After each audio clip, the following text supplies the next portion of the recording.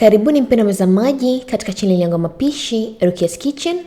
Leo hii ni mwaleteni jinsi ya kutengeza Oreo cheese balls tamu na kwa njia rahisi. Makinika nami hadi tamati.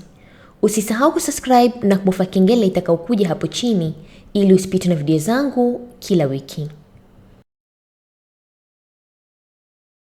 Mahitaji yetu ya leo, utahitaji Oreo paketi 2, chocolate nyeupe ama unaweza kutumia brown, na mwisho kabisa utahitaji cream cheese. Cream cheese unaweza kupata katika supermarket, na Oreo nimetumia kama hizo paketi 2, na mwisho kabisa ni hiyo chocolate nyeupe. Hatua ya kwanza, utaweka Oreo zako katika blender na utazisaga mpaka zisagike vizuri. Na Oreo zetu zimesagika vizuri kama unavyoona katika video, na utaweka katika kibakuli. Alafu utamimina Oreo zako katika bakuli pana kama hili, na kisha utaweka cream cheese kama unavyoona katika video.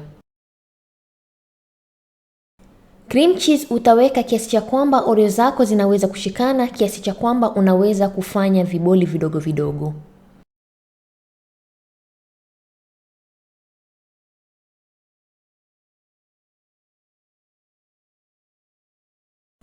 Ukishamaliza kuweka cream cheese zako, utachanganya kila kitu vizuri mpaka uweze kuona unaweza kufanya viraundi vidogo vidogo.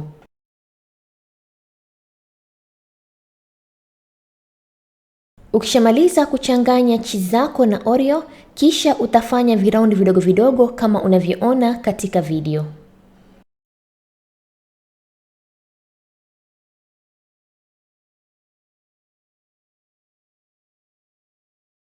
Utaendelea kushepu Oreo cheese balls zako na kisha utazipanga katika sahani.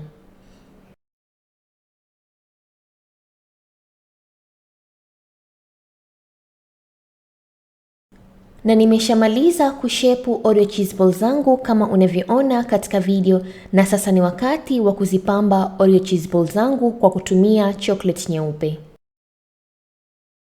Nimetumia chocolate nyeupe ama unaweza kutumia chocolate ya brown ama dark chocolate, na kisha utaweka katika bakuli na utaweka katika microwave iyayuke kwa dakika 1.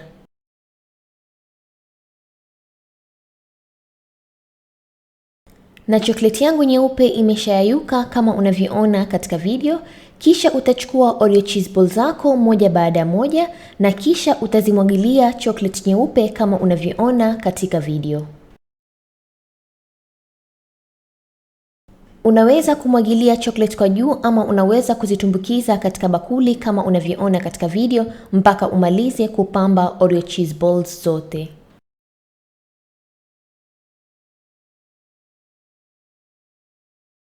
Na nimeshamaliza kupamba Oreo cheese balls zangu kama unavyoona katika video, na kisha nitaziweka katika friji kwa dakika 20 mpaka chocolate ikauke. Na baada ya dakika 20 Oreo cheese balls zetu zimeshakauka kama unavyoona katika video. Mwisho kabisa nitazipamba kwa kuweka mistari kama unavyoona katika video, ila sio lazima kufanya hivi. Na Oreo cheese balls zetu ziko tayari kama unavyoona katika video, zimependeza na ni tamu sana zaidi, na enjoy Oreo cheese balls zako. Nitakata Oreo cheese ball moja ili mpate kuona jinsi ilivyo ndani, na kama unavyoona inaonekana kama keki, na enjoy kwa kikombe cha chai ama maziwa, na enjoy Oreo cheese ball zako. Asanteni kwa kuangalia video yangu na natumai mumeipenda. Ikiwa mtataka kuona recipes zingine kama hizi, nitaweka links hapo kwa description box ili mpate kuona recipes zingine. Na ikiwa una maswali, unaweza kucomment hapo chini ama unaweza kunifollow katika social media zangu Facebook na Instagram Rukias Kitchen kwa maswali zaidi. Na asanteni tena na kwaherini.